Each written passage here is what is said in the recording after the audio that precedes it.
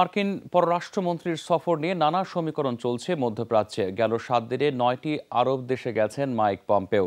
আরব মিত্রদের সাথে বৈঠকে যুক্তরাষ্ট্রের ইরান বিরোধী অবস্থানকে আরও দৃঢ়ভাবে তুলে ধরছেন মার্কিন পররাষ্ট্রমন্ত্রী।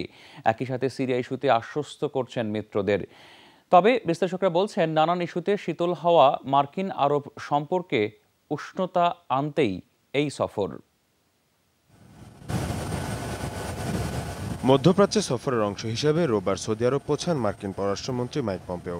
বৈঠক করেন দেশটির পররাষ্ট্রমন্ত্রী আদেল আল জুবাইরের সাথে। শুরুটা 8 জানুয়ারি জর্ডান থেকে। ঝটিকা মিশনে একে একে আমিরাত, মিশর, কুয়েত, কাতার সফর করেন পম্পেও। জ্বালানি সরবরাহ, জঙ্গিবাদ, ইরাক, সিরিয়া এবং আঞ্চলিক স্থিতিশীলতার মতন বিষয়েও সবচেয়ে বেশি আলোচিত হয় ইরান ইস্যু। মধ্যপ্রাচ্যকে আমরা স্থিতিশীল দেখতে চাই। সিরিয়া থেকে সেনা প্রত্যাহারের ঘোষণায় অনেকেই শঙ্কিত, কিন্তু ইরান যাতে এখানে প্রভাব বিস্তারের সুযোগ না পায় সেটাও আমাদের লক্ষ্য। একই সাথে যে কোনো মূল্যেই ইরানকে পরমাণু অস্ত্রমুক্ত করা হবে। খাশোগি হত্যা, কাতারে সৌদি নিষেধাজ্ঞা এবং সবশেষ সিরিয়া থেকে সেনা প্রত্যাহার, এসব নিয়ে যুক্তরাষ্ট্রের সাথে অনেক আরব দেশের সম্পর্ক বেশ শীতল এখন। বিশ্লেষকদের মতে সম্পর্ক পুনরুদ্ধারই এই সফরের মূল উদ্দেশ্য।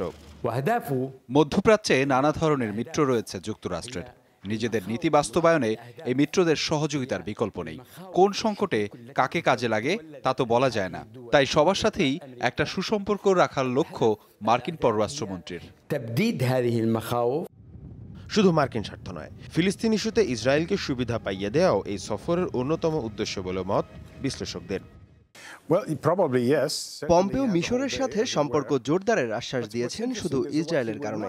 মিশরের প্রেসিডেন্ট সিসিকে হাতে রাখতে না পারলে ফিলিস্তিনকে ঘেরাটোপে রাখা কঠিন হবে তেল আবিবের জন্য।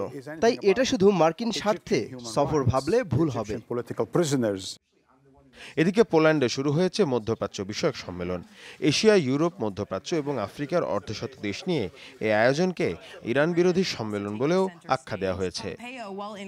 মীর মুশফিক আহসান, যমুনা নিউজ।